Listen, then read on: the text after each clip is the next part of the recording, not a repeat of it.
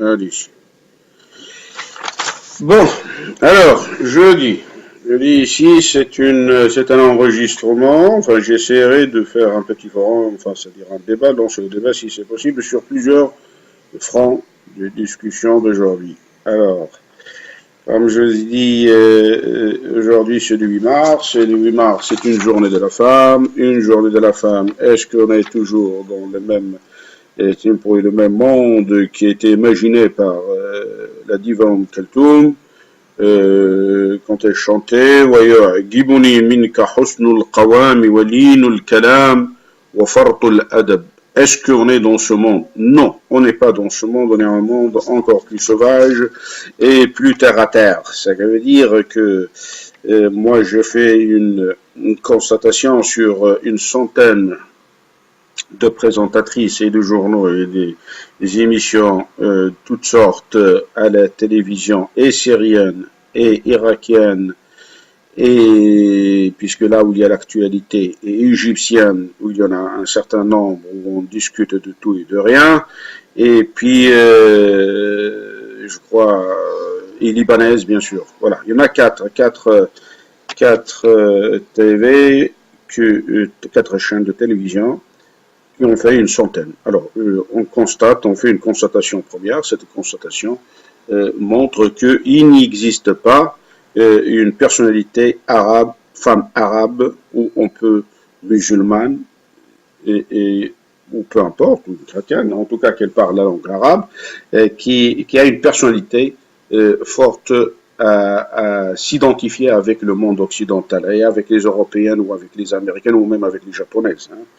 On s'aperçoit qu'ils sont là pour leur poste, ils travaillent comme des bêtes, et ils ont l'oreille toujours branchée au réalisateur. Si je peux même parier, si on leur demande de se mettre nus à la télé, ben ils vont se mettre nus, pourvu qu'ils gardent son poste et son petit fauteuil pour pouvoir continuer à discuter comme ça.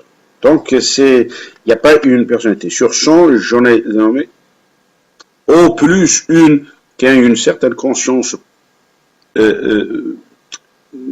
pas politique, mais on ne serait-ce que de son emploi, une déontologie journalistique, c'est-à-dire elle fait correctement son travail sans tenir compte de ce qui est à côté. Alors, j'en passe à côté des questions qui sont posées par elle et qui sont sans aucune base. Donc, manque d'intellectualisme, manque d'un certain nombre de points. Est-ce le droit va lui combler tout ça? Je ne le crois pas. On a ou on n'a pas de niveau. Donc, le respect, ça se respecte. On est respecté ou on n'est pas respecté. Et le droit n'est rien dans tout cela. Hein? C'est-à-dire, ils ont donné tout ce qu'ils veulent, mais la femme, malgré tout, elle reste à côté de la plaque. Ceci dit, il existe d'autres femmes, moi j'en ai nommé une centaine, mais il existe des femmes vraiment qui ont de la valeur. Et ailleurs, partout dans le monde arabe, 23 pays arabes. Ça veut dire que si on continue comme ça dans ce sens, eh bien, je ne sais pas, est-ce qu'ils arriveront, ou on va retomber sur ce qu'il avait dit le Premier ministre marocain Kiral, la femme au foyer, hein, c'est-à-dire, puisqu'à force de forgeron devient forgeron, c'est-à-dire à force n'a pas de conscience professionnelle, il ne peut pas se révolter, il ne peut pas se manifester, il ne peut pas dire le nom devant son réalisateur, il ne peut rien, mais pourvu elle est là. Si on lui dit de mettre le make-up, il va faire le make-up et ainsi de suite, mais il n'y a pas une base juste dans sa tête pour pouvoir réaliser son effet. Ne serait-ce que vous pouvez téléphoner à n'importe quelle chaîne, vous n'aurez jamais ces présentatrices, parce que même si vous les auriez, vous apercevrez tout de suite la petitesse et la faiblesse de leur cerveau. D'accord? Donc, ça sert à rien de... Bon, enfin, on fait avec ce qui existe sur le marché, c'est ça. D'accord? Mais nous, on donne quand même hommage, bien sûr, à ce jour de la femme, le 8 mars. C'est un grand jour pour elle, et c'est un sentiment de fierté. Mais il faut qu'on passe de ce 8 mars à sinon, on va faire le 8 mars pour la femme, ou le 8 mars pour l'homme, ou le 9 mars pour l'homme, ou je ne sais pas, et pour l'enfant, et ainsi de suite. Ça n'a pas de sens. quoique le futur nous admettons que le robot, comme il parle aujourd'hui, 47% de l'emploi, de ce qui existe, ils sont menacés par le robotisme. D'accord? Ça veut dire que l'on devrait trouver d'autres moyens pour travailler, c'est-à-dire avoir d'autres idées pour avoir quelque chose en place. Hein? C'est-à-dire, et on ne peut pas se contenter sur l'État, hein, parce que l'État est une administration, et une administration, je crois à mon sens, qu'il faut faire travailler les pauvres, ça c'est important, les bidonvillards, ça c'est les gens qui en ont besoin, hein, et je crois, et qui n'ont pas de bagage intellectuel, hein, parce qu'il faut les former, d'accord, mais avec des cycles de formation à l'intérieur de l'administration, mais les autres qui ont, par exemple, quand on parle au Maroc, on parle des diplômés, on parle des thésards, on parle... Bon, alors, si vous avez vraiment le niveau, vous mettez à 3 ou à 4, l'État doit vous aider à vous trouver un capital ou un pseudo-capital, et il faut former une société, et là, vous faire travailler aussi les autres qui n'ont rien entre leurs mains. Mais de coller à l'État, l'État ce n'est pas la grande porte, et ce n'est pas le refuge de toute la misère. Hein. C'est-à-dire, d'accord, il faut donner les choses dans leur sens et dans leur contexte. Donc, on peut pas, l'État ne peut pas faire travailler tout le monde. Hein. Et si l'État dépasse un nombre je crois maintenant, il dépasse les 1 million, par exemple, au Maroc, de fonctionnaires, ça c'est un tort. Et quand on voit les bureaux, ou ce qu'on appelle chez les Irakiens, Al-Fadaiyat, c'est-à-dire dans un bureau où il y a 10, 12 personnes, même niveau, et avec un seul dossier qui va être exercé. Alors, est-ce que ça c'est de trop? Est-ce que ça c'est du gaspillage? Est-ce que ça c'est ce qu'on appelle le façade mali, hein, la corruption financière et politique? Bon, enfin, c'est-à-dire il y a tout un ensemble. Et ça n'a pas de sens. C'est-à-dire, bien sûr, il faut un État démocratique pour pouvoir rédiger tout cela. Et ça ne peut pas se faire dans ce sens où on a un régime qui date par exemple ici 400 ans ou de 20 ans ou 30 ans. Non, c'est Talab al-Sulta, c'est-à-dire le pouvoir, et puis ainsi de suite, c'est-à-dire un régime plus démocratique. Je parle du Maroc, la première république marocaine, je parle d'Algérie, la deuxième république algérienne, et ainsi de suite. Et je dirais même une petite remarque à la fikra. Hein, c'est-à-dire que quand on voit les analystes, par exemple, au Moyen-Orient, aux Syriens, Irakiens et tout ça, eh bien, quand ils parlent du nord d'Afrique, eh bien, ils s'arrêtent à l'Algérie. Hein. Ils ne font jamais le Maroc à côté ou la Mauritanie. Hein. Tout ça, comme pour eux, l'Afrique du Nord, ils s'arrêtent à l'Algérie. Non, l'Afrique du Nord, il va jusqu'à la Mauritanie. Et ça, c'est... Enfin, le Maroc, mais le Maroc, pays arabe et musulman aussi, il y a la Mauritanie. Donc, il faut mettre ça en place. C'est-à-dire, il faut tenir compte de ces pays qui ont besoin aussi de l'être. Et je rends un hommage vibrant à Moulay Khayat, par exemple, qui l'a, je lui dirais même en langue arabe, parce que le Maroc a besoin comme tous les autres pays, ils ont besoin d'un changement de monde. Et ce changement de monde, il ne peut pas se faire dans la continuité. Ça, c'est impossible. Hein. On est un peu bloqué. Hein. C'est infernal, mais le monde, il est ce qu'il est. Hein. Alors, la Syrie, par exemple, quand vous prenez, là, je fais la géopolitique, hein, la Syrie, on voit maintenant les analystes politiques, sont dans un état très énervé. Qu'est-ce qui reste de ce printemps arabe qui a commencé en 2011 en Syrie? Parce qu'on est passé, est-ce que ça c'est le printemps arabe? Non, je ne le crois pas. Le printemps arabe, il n'est pas venu avec les armes. Il est venu avec un état d'esprit plus politique, plus civilisé. Là, c'est autre chose. Hein. Là, c'est autre chose quand on prend des armes et quand on va voir Bakr el-Yahoudi ou Bakr el-Baghdadi, je ne sais pas. Ça, ce sont des gens qui ont d'autres politiques. Et quand je fais la liaison, par exemple, un certain dénominateur commun entre l'Irak, Syrie, Égypte, Yémen, même le Maroc, on voit qu'il y a le mot de division. Il y a une division. Bon, le Maroc, il a commencé en 75 et même 1975 et même avant, avec le Sahara occidental. Est-ce que le Sahara, les Marocains ne l'est pas? Alors, on a tout mis dessus et la farine coûte ici, je crois, les 50 kilos à l'intérieur du Maroc, un prix exonérant. Et puis, au Sahara, il ne dépasse pas 5 euros ou 6 euros. Bon, alors, il y a un phénomène de balancement des prix, favoritisme, même dans l'administration, ainsi de suite. Alors qu'on soit clair, qu'est-ce qui est marocain, qu'est-ce qui ne l'est pas. Hein?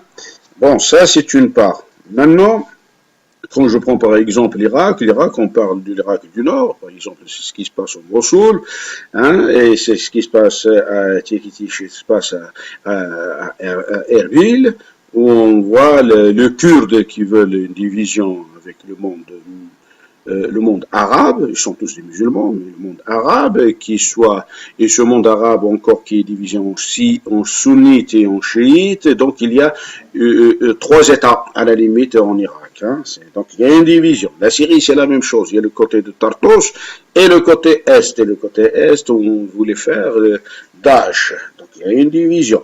Et en Égypte, il existe le côté Sinaï, hein, et même, je dirais à la Fikra, les Coptes ne sont pas pour rien, ils travaillent aussi énormément à déstabiliser ce monde. Hein, ils ont une idée très profonde en eux de rendre une autonomie comment dirais-je, des Coptes, hein, au nord de l'Égypte, et le reste, peu importe, qu'ils soient des musulmans ou ailleurs, ou soit ailleurs ou autre chose. Ensuite, si je prends le Yémen, il y a aussi une division, il y a Sanaa et Aden, alors les nordistes et les sudistes, et donc tout cela mène à quoi? Alors aujourd'hui, ce matin, j'ai vu dans Sabah Siyasi à Ikhbariya TV, il y avait un analyste, bon, qui n'est pas mal, et il essaie de travailler un petit peu les choses comme ça. Il parlait du nouvel ordre mondial. Oui, je crois que, bon, il a glissé, mais c'est justement ça, c'est un nouvel ordre mondial qui est en train de se préparer. Qui est en train de se faire? Qui est en train de se mijoter? Hein? Alors, tout en sachant que dans tous les pays du Golfe et puis du Moyen-Orient, il n'y a pas un côté historique ou héréditaire du pouvoir. Hein.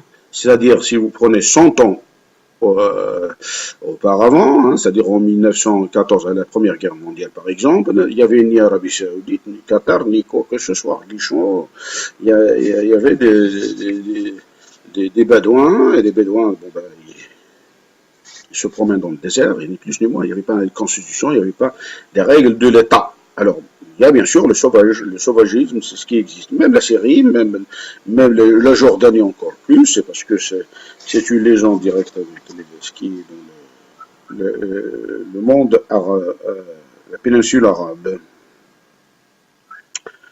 Et ça nous amène un petit peu à ce que je vous ai dit, est-ce que le printemps arabe existe toujours? Moi je crois qu'il existe, hein. C'est-à-dire il a ses frappes, il a ses âmes, mais il n'est pas dans le sens militaire du terme, c'est-à-dire on n'est pas encore atteint à un certain niveau c'est-à-dire à la syrienne.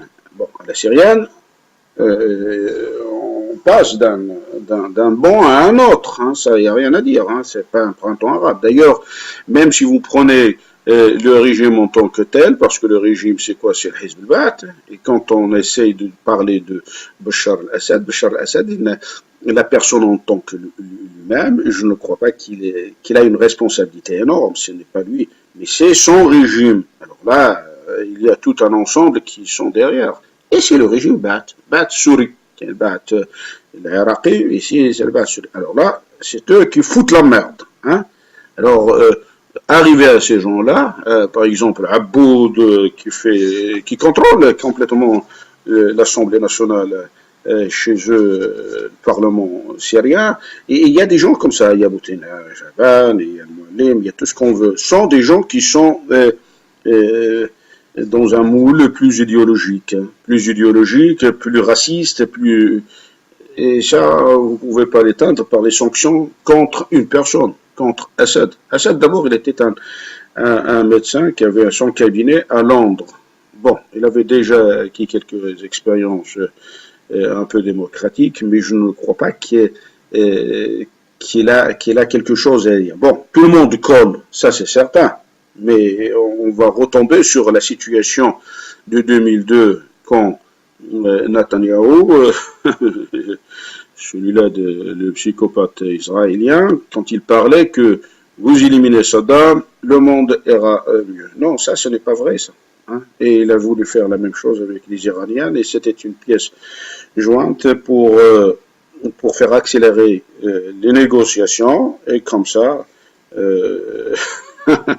c'est au profit des Européens, des Américains. Mais si on rentre par cette petite porte à ce qui se passe actuellement sur les négociations nucléaires, eh bien, on voit que les Américains, ils sont conscients et ils veulent même, et ils ont même, je crois, pas un pressentiment, mais même quelque chose de plus réel, que les Iraniens possèdent déjà la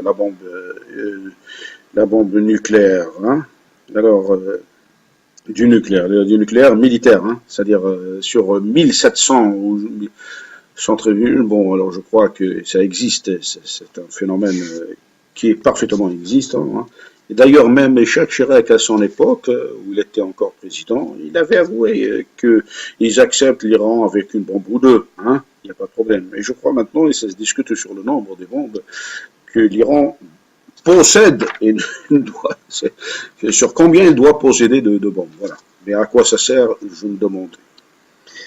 Si on voit ce monde du nucléaire, eh bien, c'est pas la peine de continuer sur Terre, il faut choisir la planète Mars ou ailleurs, hein, parce que le monde est armé jusqu'aux dents. Hein, les Américains, les Russes, les Chinois, les Pakistanais, donc un pays de plus ou un pays de moins, ça n'avance rien. Cette politique, elle a une politique d'expansion ou une politique autre chose, pas pour autant qu'il y aura une utilisation du nucléaire, et le nucléaire n'est pas pour autant... c'est une arme de dissuasion, mais c'est une arme... il faut se souvenir un petit peu de ce qui s'est passé à Nagasaki et à Hiroshima au Japon, en 1945. D'accord. Donc, il faut savoir que cette bombe a dépassé les fusils, les missiles, tout ce qu'on veut. Hein. Mais être utilisée, toute la crainte qui se fait actuellement, il est en train de se faire sur les Israéliens. Hein, est-ce qu'ils vont utiliser ce nucléaire contre Nasrallah? Parce que tout compte fait, les Libanais et les Nasrallah, ils le savent, hein, ils savent ça. Les Iraniens, ils savent, tout le monde sait. Hein. Mais est-ce que ces psychopathes juifs vont l'utiliser? Et ils ont l'intention de l'utiliser, parce que c'est un monde à côté de la plaque. Ils s'en foutent complètement du côté arabe musulman. Et tuer ou ne pas tuer, ils vivent avec un état d'esprit qui est loin d'un esprit moderne, ou l'esprit qui aime, comme on dit, la vie. Non, ils s'en foutent. Et la vie est une guerre tournante, un cycle. Et voilà. Alors oui, je vous ai dit que au cours de sa conférence avec Fabius, Kerry, il parlait de ça, hein, les affaires étrangères américains, et il disait que si l'Iran possède l'arme nucléaire, eh bien, il y aura un changement de comportement. Il y aura même un changement de donne. Donc, ces gens-là ne parlent pas dans le vide. C'est que l'Iran possède. l'Iran possède déjà. Alors, possède combien? Et ça, c'est le nombre sur quoi ils discutent. Même les sanctions, même tout ce qu'on veut, même ces discussions ne mènent pas à un arrêt parce que c'est un pays qui il a développé tout un arsenal et militaire et civil et ils sont même arrivés à l'espace avec tout ce qu'on veut et peut-être même ils vont envoyer des hommes à l'espace. Bon, on peut pas arrêter une expansion d'un État qui avance. Bon, il avance avec un régime boiteux ou un régime correct, c'est le peuple iranien qui s'en occupe, et ce n'est personne. Bon, c'est une évidence. Hein. Il y a des politiques, il y a des gens qui peuvent parler, qui peuvent discuter. Et donc, on ne peut pas les arrêter. Vous ne pouvez pas les arrêter. Ça, c'est je crois que c'est ça ce qu'il avait dit. Il y aura d'autres donnes, hein, un changement de comportement. Alors, ça, c'est paraît une évidence.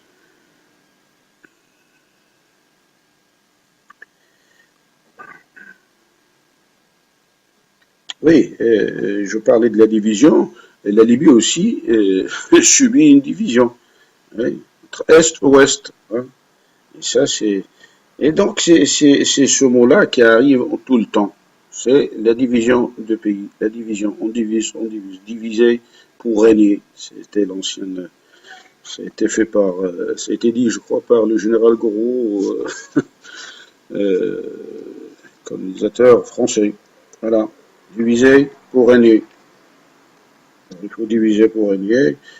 Et puis, vu que la mentalité des Arabes ne tient pas à une, une, à une variante qui est plus importante, me paraît-il, l'indépendance du citoyen. Le citoyen vit à l'état actuel des choses. Vous pouvez faire le tour du monde dans les 23 pays arabes. Vous pouvez faire le micro-trottoir.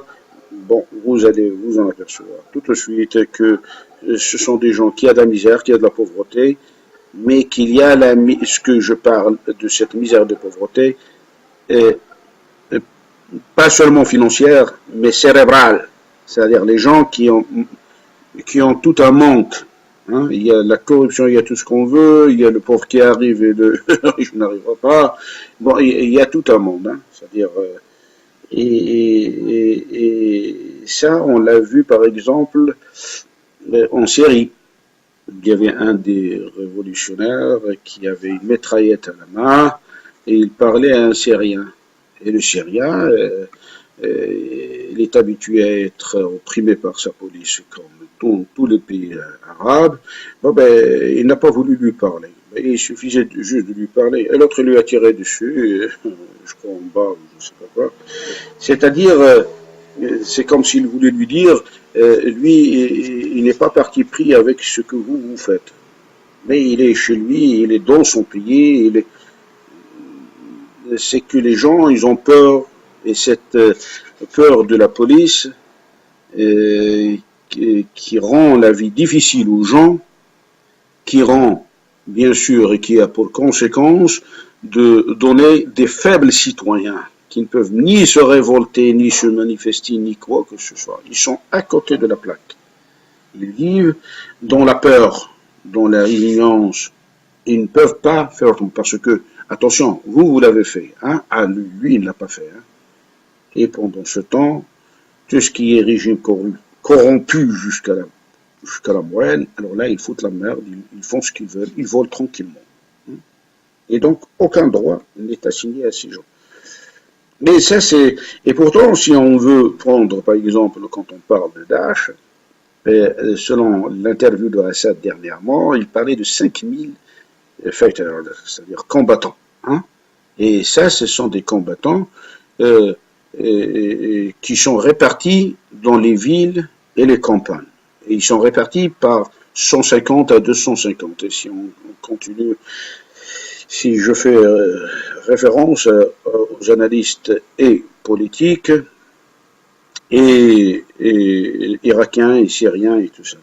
Alors, c'est 150 à 250 dans un endroit, avec une armée forte comme celle de l'Irak ou de la Syrie, ils n'arrivent pas à les déloger. Alors, quoi qu'il existe, est-ce qu'il existe une corruption, est-ce qu'il existe une volonté de les laisser, et tout semble vrai, parce que si je prends par exemple la télévision Mossoul, par exemple hier c'était le 7-3 2015, bon, eh bien il parlait hier soir je crois, oui, c'est ce qu'on appelle les nazihin, c'est ces gens-là qui sont forcés de sortir de chez eux, et parlaient que de ces politiques et de l'exécutif de les laisser rentrer chez eux. C'est-à-dire, les gens veulent rentrer chez eux, parce que là où ils vivent, on leur a montré un joli monde, hein, avec des tanks, avec de la nourriture des ONG, les boissons, l'eau. Ils ont 4 WC pour 1300 personnes. 4 WC pour femmes et 4 WC pour hommes. L'eau, il n'y en a pas, et l'eau est cette eau de la boue, hein, plein de toxiques, plein de bactéries, bon, et ils sont obligés de boire. Et puis c'est un endroit où on parle de Mossoul, là ils ont uni les chrétiens entre eux, et ces chrétiens, auparavant c'était unis. Aujourd'hui, dans ce centre de refuge, eh bien on les a séparés en 3, en catholiques, en protestants et en orthodoxes. Ça veut dire que il y a toujours cette façon de diviser. Et les gens, et ça dépend de quelle église où il est. Et à cette église, il faut qu'il aille demander de l'aide. Et ces églises font ce qu'ils veulent. Puis d'autant plus, on ne sait pas si ce sont vraiment des hommes de foi ou d'autres personnes qui gèrent ces églises. Et si je reviens toujours à ma question, est-ce qu'on est toujours sur la ligne directrice du printemps arabe? Je crois avec ce qu'on voit, non, on n'est pas. Mais la continuité du printemps arabe existe. Par exemple, la Syrie d'avant n'est plus la Syrie d'aujourd'hui. Hein? Maintenant, il y a une certaine, quoique ça joue comme un accordéon. Hein? Et ça, parfois, il faut terminer la phrase par vivre Assad, par Assad sur notre président. Et parfois, bon, c'est peut-être rare même, et même on arrive à de l'insolence vis-à-vis des journalistes, hein, c'est-à-dire qui insultent d'autres pays parce qu'ils prétendent. Alors on ne sait pas pourquoi ils insultent. Est-ce que c'est le mal en eux ou le mal de l'État? On ne sait pas. Donc si vous voulez, est-ce le printemps arabe? Non, le printemps arabe suit son propre itinéraire. C'est-à-dire le changement de mentalité. C'est ça ce qui est important. C'est-à-dire on arrivera, oui, mais on arrivera avec un certain socle. Et ça, bon, alors par exemple, il y a un développement, il y a une chaîne de télévision, en série, ça fait un plus de look, bon, il y a des choses à prendre et à laisser, mais enfin, c'est un ensemble, hein, et le printemps arabe, il est expliqué par beaucoup, hein, par exemple, quand on voit les Iraniens, Khamenei, il parlait c'est la voix de Hussein, hein, c'est le petit-fils du prophète Mahomet, qui est sorti un jour pour défendre la religion musulmane, la religion de son grand-père. Bon, ça c'est une chose. Oui. Mais Obama hier, par exemple, il parlait du printemps arabe qui était en Tunisie et ailleurs. C'était justement cette marche de Luther King, quand il avait fait son discours connu, I have a dream, one day in Alabama, et ainsi de suite. D'accord? Mais est-ce que ce que, par exemple, au moment il avait manqué, il y avait quelqu'un qui était encore avant Luther King, c'était John Fitzgerald Kennedy, en 1961, le mur de la honte, en Allemagne, ich bin Berliner. Bon, voilà, ça ce sont, c'est-à-dire on donne cet espace, ce flambé de courage, ou j'allais dire de se révolter pour avoir un monde meilleur.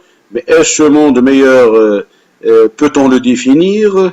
Ce qui me semble difficile et important à le faire, c'est d'abord la liberté d'expression. C'est d'abord la liberté de ne pas avoir des foutards et des mouchards et des délateurs et des brigades et tout ce qu'on veut, hein, et vivre une vie tranquille avec une économie prospère, avec des services, avec un certain nombre de dons.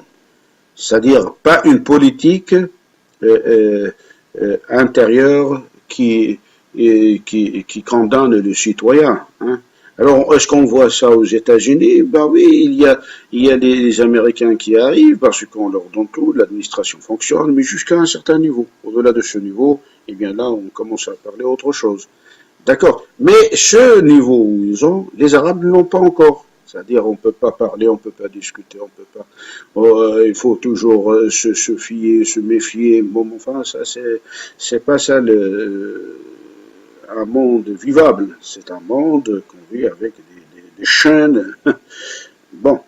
Et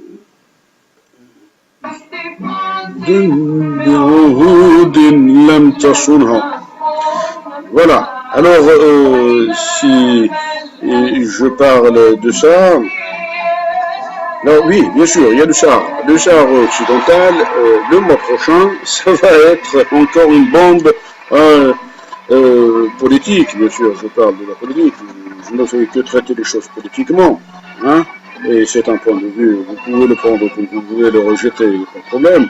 Et là, je dirais que le Sahara occidental, oui, ils sont en train de préparer quelque chose qui est de plus en plus importante. Alors, est-ce côté militaire, est-ce côté diplomatique? Je crois d'abord diplomatiquement, hein, c'est-à-dire au niveau de la diplomatie, l'ONU se prépare là-bas pour un vote et non pour une extension. Hein. C'est-à-dire ce putain de problème a une solution, il n'a pas de solution. Ça, il faut se limiter à ça. Et c'est pour ça que je disais que il faut avoir une responsabilité dans les choses.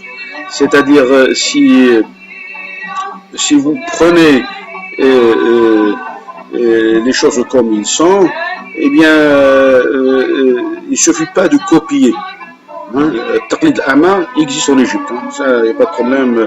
On voit ce qu'ils font les autres, ils vont le faire. La seule chose qu'ils font, c'est cette façon de le rendre plus arabisant, c'est-à-dire avec une langue arabe. Et puis ils ont créé une langue, la langue égyptienne, hein, à la chaîne, A'mal à la fikra. Bon, et puis ça c'est, mais ils sont très enfermés, d'accord. Alors ça c'est Taqlid al-A'ma. Alors bien sûr, ils n'admettent pas les gens qui pensent autrement et qui disent autrement, qui font les choses autrement. Ça, et donc on peut pas y aller plus loin. C'est-à-dire la question du Sahara, ben, bien sûr, il va y avoir un autre vote et là c'est le vote de toute l'Assemblée. Et même le Conseil de sécurité peut se prononcer sur la question. Oui ou non. Parce que la politique marocaine, avec ce qui tient la politique étrangère, on ne sait pas. On parle de Gandhi, mais Gandhi, c'était quelqu'un qui avait pour but d'unir tout l'Inde, et il avait même donné ce qu'il voulait les Pakistanais pour qu'ils ne fusionnent pas et ne se divisent pas en deux pays. Hein? Et ici, dire qu'il existe des Gandhi, parce qu'on parle, non, il n'y en a pas de Gandhi là-bas. Il n'y a pas des gens qui réfléchissent, il n'y a pas des gens qui ont une certaine vision, qui ont une stratégie de la chose. C'est des tacticiens. Ce sont des tacticiens. C'est juste ce qu'ils ont à côté. Il faut qu'ils les préservent leur richesse, préservent leurs milliards. Et c'est la même chose qui existe en Irak. En Irak, maintenant, on parle de 10 milliards et plus de 10 milliards d'euros qui sont dans les poches. Voilà, il faut dire les choses comme ils sont, appeler les choses par leur nom. sont dans les poches des politiques, dans les poches des exécutifs, dans les poches des gens qui se travaillent sur les tables. Et quand on voit la télévision, on voit encore les bidonvilles et le pays s'engorge de pétrole. Et même le politique irakien n'est pas au niveau. Parce que quand ils ont fait une estimation de leur budget, le budget de l'État, ils sont basés sur le prix du baril à, je ne sais pas moi, plus de 70 ou 80 euros le baril. Alors le baril est tombé à 50 et même tombé en dessous de 50. D'accord? Et même ici au Maroc, quand je parlais sur des estimations de 100 et quelques, c'est-à-dire, ce sont des gens qui manquaient d'expérience. Alors, pour faire les choses correctement dans le champ, d'abord il faut avoir les gens qui ont quelque chose à donner, qui soient dans le pouvoir en place. D'abord, ça c'est la première des choses. Mais de travailler avec des outsiders, eh bien, vous aurez toujours des outsiders, vous n'aurez jamais rien. Voilà, ils copient, d'accord, ils ont c'est le système juif, voilà, il faut copier, et puis c'est des malades, mon peu, voilà. Et oui, je parlais tout à l'heure sur l'Égypte et je recommence un petit peu là-dessus. Selon Sissi, le maréchal Sissi, il parlait de rendre une presse comme une référence égyptienne dans le monde arabe. Non, Sissi, c'est vous la référence, ce n'est pas les autres. Mais la presse, il n'y a pas une presse égyptienne, elle n'existe pas. Et moi je les écoute même pas. Quand je commence à les écouter, je commence à corriger. Alors ça sert à rien de corriger, si ce n'est que pour ça, ça m'intéresse pas. Bon, c'est pour ça que je dis, le système est très fermé, très complexé, donc il n'y a pas, on peut pas rendre une presse égyptienne comme une presse de référence, hein. Et d'ailleurs, dans les 23 pays arabes, il n'y a pas une presse de référence. Ça, on en parle. Bon, pour l'instant, non, c'est pas une... Alors, il avait parlé aussi que le tribunal, il avait annulé un article, je crois, sur les élections, quelque chose de cette nature. Cet article a été fait par les frères musulmans. Alors, tout ce qui est musulman, tout ce qui est frères musulmans, on les envoie. Est-ce que c'est une bonne chose? Non, je ne crois pas, parce que toute personne dégageait le bien et le mal. Hein, vous prenez, il y a des choses qui sont bien et qui sont mauvaises. Dire le pourquoi, ça serait encore meilleur. Hein, mais chaque fois que ça venait de sérieusement, il faut leur... D'ailleurs, ils ont le problème. Alors, que faire avec Morsi? Que faire avec l'équipe? Est-ce que la perpète, il n'y a que ça qui se prononce dans les tribunaux de l'État? Est-ce que ça, c'est une voie de paix pour Sissi qui aspire à tant de choses? Je crois que, bon, il a des projets qui ne sont pas mal. De Sinaï, c'est un très bon projet. Encore, il faut avoir des autoroutes. Encore, il faut que les citoyens égyptiens puissent sortir de fèves et de molokhia pour pouvoir attaquer un petit peu la viande, des poulets, hein, même y compris, non. L'état mental de ces Égyptiens, c'est très faible. Par exemple, j'ai entendu écouter à la télévision Merwa, je crois, il y avait un présentateur là-dedans, un blanc. Il disait les gens devraient se remercier Dieu déjà sur ce qu'ils ont. Bon, déjà sur ce qu'ils ont, ben, tant qu'à dire, les gens sont des animaux. Des animaux qui ne réfléchissent pas, qui ne cherchent pas à se progresser, ni rien de faux.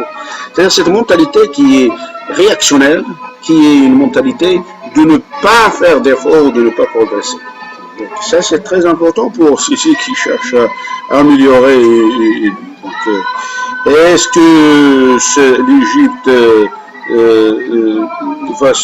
va s'orienter est ou ouest? Je ne crois pas que le débat il est dans ce sens, hein, parce que actuellement tout le monde travaille d'une façon plus tactique que stratégique. Donc il voit ce qu'il voit à côté. Est-ce que l'Égypte est la capitale du monde? Non, l'Égypte est un pays comme tout autre pays. il y a plus de nombre d'habitants, ça c'est certain. Hein. Mais ça ne leur donne pas le droit d'être le plus important. 23 pays arabes, si on les met, ils sont pratiquement les mêmes. Hein. C'est l'accordéon. Hein. C'est ce que celui-là il n'a pas, il a l'autre, et puis ainsi de suite. Mais c'est toujours la même base. Il manquait d'une démocratie cérébrale. Hein. C'est une démocratie de respecter l'autre, de parler à l'autre, d'accepter l'autre. Il suffit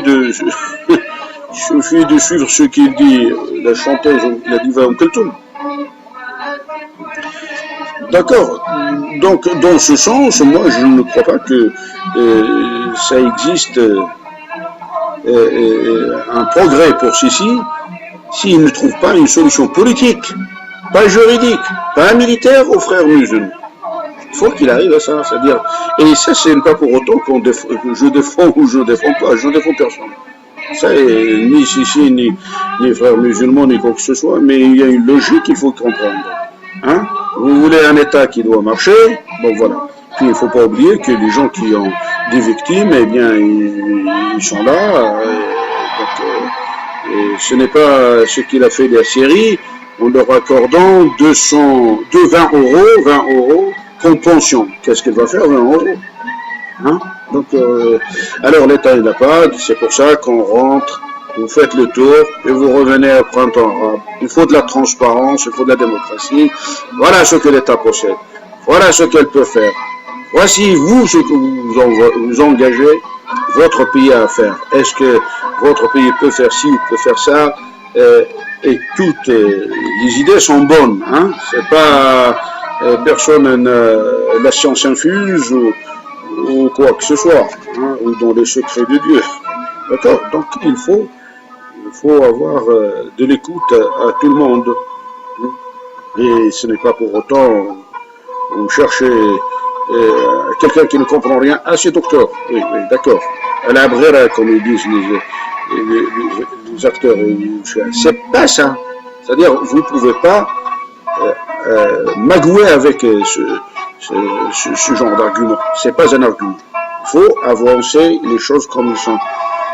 D'accord? Il faut être dans le réel politique, tout simplement.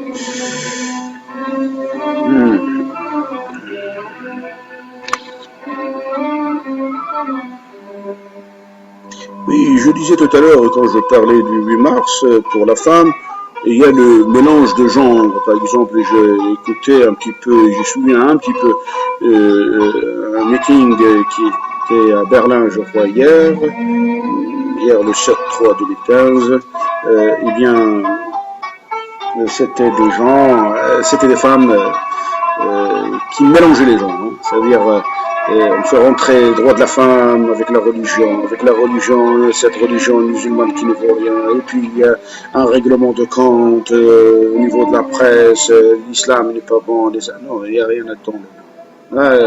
Et vous voulez votre droit, vous voulez votre respect, ce n'est pas une question ni de religion. Toutes les religions sont bonnes et toutes les religions sont mauvaises, hein, y compris le Bouddha, le bouddhisme.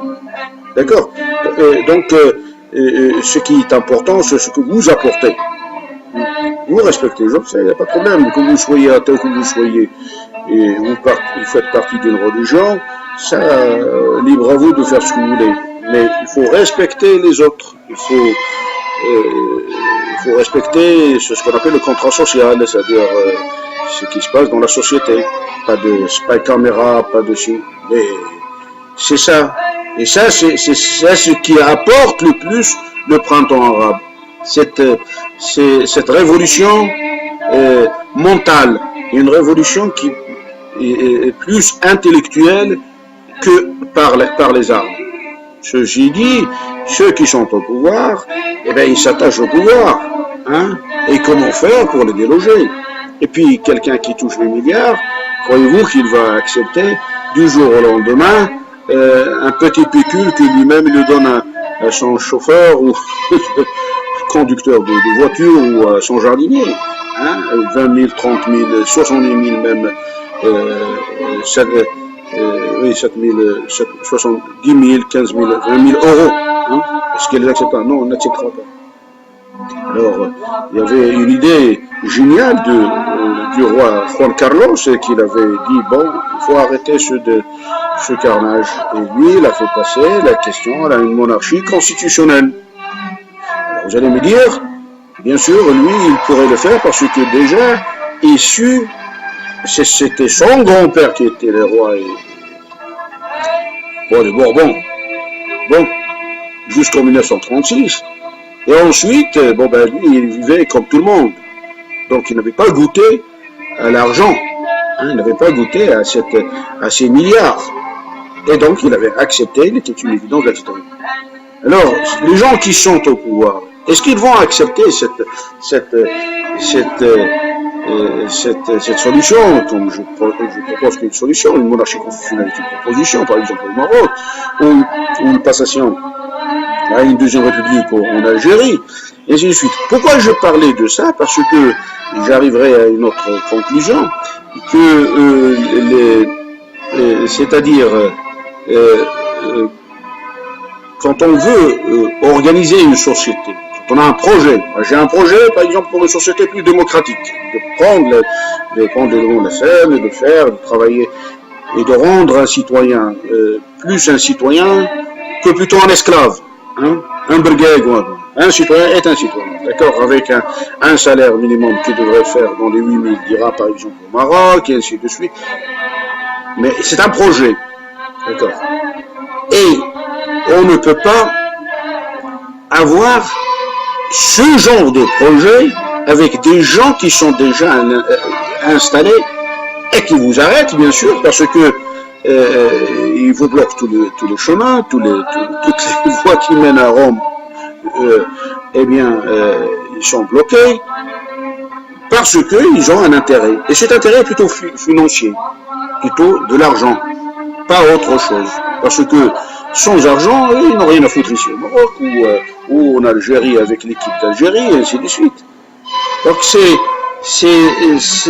cette façon comment il faut faire pour rendre ce printemps arabe plus vivable, plus intense, sans passer par les armes.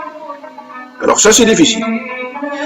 Par contre, si on prend l'histoire des pays, des États, il y a pas les manifestations civiles, parce que ça, les manifestations civiles, ça ne peut marcher que s'il y a des États derrière. Une manifestation civile, par exemple en février, n'a aucun pouvoir. Par contre, comme je dis, il y a un seul son. L'histoire de tous les États, ce sont les coups d'État militaires. Ce sont les jeunes de 30 ans, 35 ans, hop, on fait sauter les verrous de cette dictature. D'ailleurs, c'est ce qu'il avait fait le lieutenant-colonel Nasser en Égypte, et avec le général Naguib. Et puis, c'était là où le roi Farouk, il avait dit, quand il était sur le point de départ d'Alexandrie, il avait dit, vous m'avez précédé, il avait dit ça au général Naguib, vous m'avez précédé, vous avez compris la société que moi j'avais le faire. D'accord. Et donc, c'est ça la question. C'est de rendre cette vie plus vivable. Et donc, ça ne peut être que par un espace militaire. Vous allez me dire, est-ce que le coup d'État militaire aujourd'hui peut? Bien sûr, il peut. Du moment que vous faites sortir 3 ou 4 chars à l'extérieur, bon, ça y est, c'est fini. Bon, alors on peut rentrer dans une guerre civile, on peut rentrer là, mais quelle est la meilleure des choses? Je n'appelle pas à la guerre, je n'appelle pas à la violence, je n'appelle à rien. Hein. J'appelle à l'état de vigilance, à l'état plus intellectuel. Un coup d'État militaire, quand ils arrivent avec ses forces, avec tout ça, est-ce que vous croyez que l'état mental des Marocains, par exemple, ou des Algériens, ou je ne sais pas, ont la possibilité d'aller plus loin? Non. Ils sont habitués, ils sont éduqués à une certaine dépendance de la police politique de leur pays. Et cette dépendance, il faut qu'ils ne fassent rien. Il faut qu'ils ne touchent pas à ça. Il faut pas qu'ils touchent. Ils sont déjà éduqués. Donc, un coup d'État militaire, c'est comme son nom l'indique, c'est sur l'État. Et quand vous touchez l'État, eh bien, vous touchez les sommets. Là, on peut parler de la monarchie constitutionnelle. C'est ce qu'elle avait voulu faire le général Oufkir et le général Halimi, et ainsi de suite. Et puis, il voulait installer carrément une république marocaine, une première république marocaine. D'accord? Mais, si je prends la situation de ceux qui existent actuellement au pouvoir, c'est-à-dire ceux qui ont le pouvoir, parce que c'est eux qui devraient prendre l'initiative pour ne pas tomber dans la situation algérienne. Est-ce qu'ils ont ce courage? Est-ce qu'ils ont cette volonté politique? Non, ils n'ont pas. Alors quand je parle, j'avais voulu signaler aussi l'autre conclusion que je vous ai dit, je reviendrai à l'autre conclusion, c'est celle du Nazirin, qui existe, par exemple en Syrie, en Irak, et bien ici au Maroc, ça existe aussi, c'est du Tindouf. Hein? Est-ce que ce sont des Sahraouis? Est-ce que si vous faites le compte, est-ce que vous faites comment ils vivent et les statistiques et combien ils sont, vous verrez qu'il y a vraiment de quoi réfléchir et réfléchir plus d'une fois. Si une guerre, et je parle d'une science-fiction, hein, c'est-à-dire je parle de la fiction de la politique, une fiction politique, hein, c'est si l'Algérie, bien qu'ils donnent toujours l'impression qu'ils n'ont pas la volonté de rentrer en guerre avec le Maroc, puisque le Maroc, pour eux, c'est un pays voisin, respecté, pas de problème. D'accord. Et si le Maroc, qui a beaucoup de dons contre les Algériens, ils vont dire, bon ben, on a assez. Dans la science-fiction, fiction politique, et les Algériens et les Marocains ne peuvent pas se confondre, ne peuvent pas se mêler. Parce que dès qu'il y a quelque chose entre les deux, ça veut dire entre les deux régimes. Et s'il y a entre les deux régimes, ça veut dire l'explosion de l'intérieur, une implosion et du régime marocain et une implosion du régime algérien. Ce qui est un résultat non exempté par les deux régimes. Donc la science-fiction, si on veut mener encore bien, on dit que, c'est-à-dire s'ils rentrent en guerre, les deux belligérants, eh bien nous sommes dans une situation carrément de Nazirin, et algériens et Nazirin marocains. Encore les Algériens, ils ont d'autres frontières, et la Tunisie, la Libye, le Niger, et ainsi de suite. Mais le Marocain, combien d'eux il a d'endroits où il peut fuir? En Algérie, il ne peut pas, il est en guerre. Il peut descendre en bas vers le Sahara, il ne peut pas, parce qu'il y a déjà des millions de mines, et qu'est-ce qu'il peut faire, hein? Ils peuvent aller où? En Mauritanie, déjà, là-bas était déjà serré. Alors les Marocains, ils ont les mers, les deux mers, avec la sardine à 2 euros, de 5 euros le kilo. C'est plus cher qu'en France ou qu'en Europe. Et dans un état pauvre et misérable. Et alors ils n'ont pas de refuge. Alors Nazirin, où ils peuvent y aller? Personne plus. Donc ils ne peuvent rien faire. Et donc on est dans le statu quo. Jusqu'à quand? On est dans le statu quo. Jusqu'à quand? On va rester comme ça. Déjà en 1971, on parlait de ça. Le problème était énorme, et les militaires, ils ont commencé à prendre le devant de la scène. Qu'ils soient berbères ou qu'ils soient arabes, étaient tous, ils ont vécu. Mais aujourd'hui, ceux qui sont au pouvoir, qui devraient avoir ces idées, c'est pas moi. Moi, si on peut les aider, pourquoi pas. Mais quand ça explose, il faut comprendre toujours, c'est à cause des régimes en place. Et ce n'est pas une question de la faute à qui, la faute à Voltaire. Hein. Non, ça, Voltaire existe bien. Hein. Si, il existe ici. C'est le régime en place. Qu'il soit au Maroc, qu'il soit en Algérie, qu'il soit en Mauritanie. Hein. Le président mauritanien qui a été touché par une balle, ça n'a pas été le fait de hasard. Hein. Ce sont des gens... et puis, il y a un mélange de gens. Et c'est le vol en plein jour, des milliards qui font. Des milliards. Alors ensuite, on va bien sûr attaquer l'Europe pour qu'ils les aident, les Américains pour les aider, et les milliards que vous avez accumulés. Que faire avec? J'ajoute encore une autre chose qui est plus importante, que auparavant on parlait qu'un coup d'État militaire, par exemple, n'obtiendrait pas l'aval des pays européens. Non, ils obtiennent.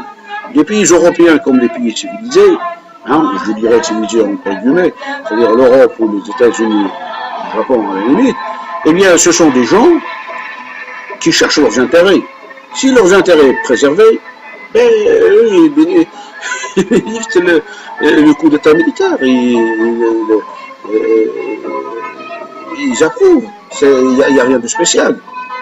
Là où ils n'approuvent pas, quand leurs intérêts sont atteints. Quand leurs intérêts, ils se rétrécissent. Mais leurs intérêts, quand ils sont devant un peuple, quand ils sont devant un nouveau système, je crois qu'ils sont réalistes, et plus réalistes que tout autre. Ils savent que ça, bon, alors il ne faut pas, quand il avait parlé, Fidel Castro, quand il était au pouvoir, il disait qu'il faut que les Américains lui parlent tête à tête, et non comme un subalterne ou non comme un esclave. Eh bien, ils sont arrivés à cette conclusion. Les relations, maintenant, ils sont nouées avec les Américains. Et ils sont américains sur cette base. Il faut nous respecter. Vous comprenez? Donc, ils sont plus réalistes. Ils réalisent les choses.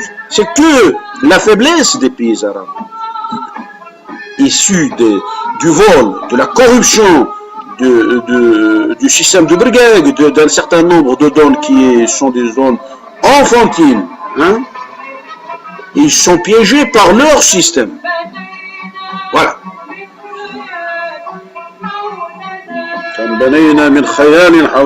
On essaie de donner un système. Nous sommes des zones de projet politique.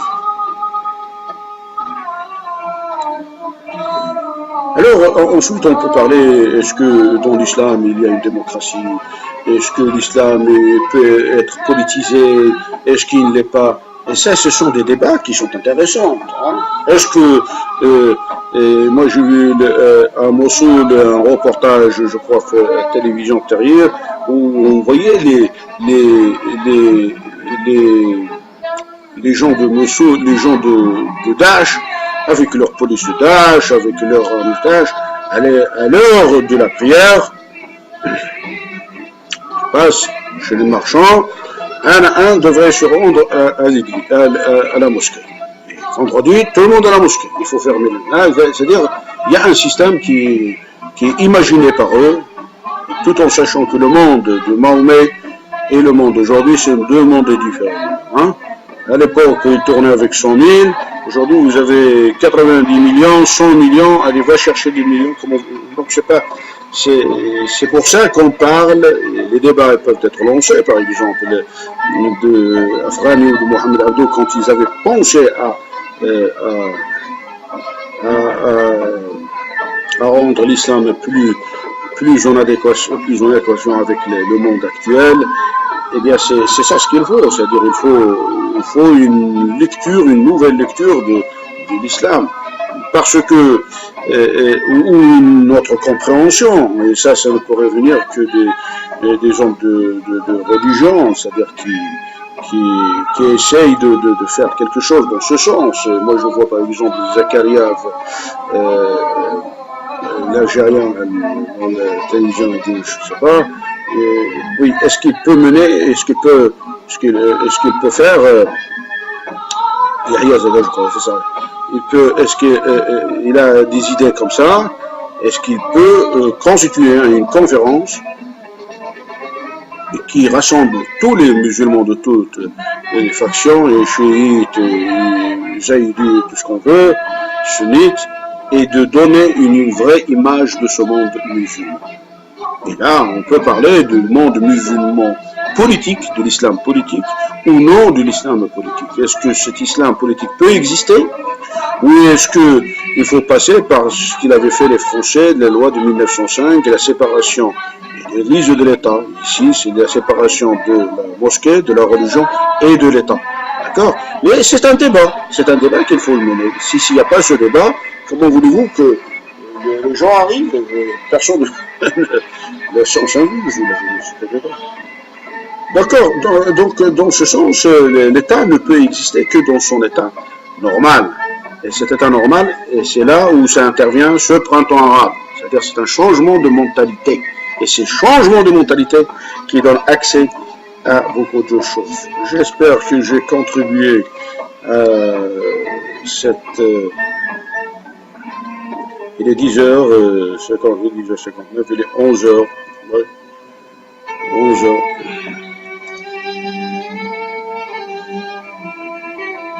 Parce que si on continue dans ce raisonnement, d'ailleurs je ne le prépare pas, je le fais d'une façon instantanée, et je n'oublierai pas si je suivrai la meilleure. Quand il parlait,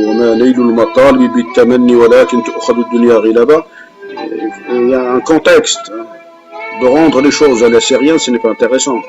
De faire un totalitaire et de passer et de rendre les choses plus intéressantes, oui. À quoi ça sert? C'est-à-dire, c'est une division, c'est diviser le Maroc en deux, diviser en trois, diviser en tout ce qu'on veut.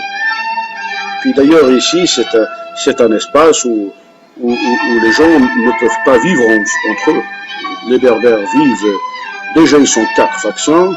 Déjà, si on prend Ibn Khaldoun, il y a l'origine berbère, l'origine juive, et d'ailleurs, ce qu'ils font ici, comme brigade, comme les choses, ce que font les juifs, c'est ce qu'il avait dit Nasrallah, s'ils ne savent pas ce qu'ils font. Ils font ce que font les juifs. Alors, soit ils ont des ordres et ils font ainsi, soit ils le font d'eux-mêmes et ils se rendent compte qu'eux, ils sont des juifs.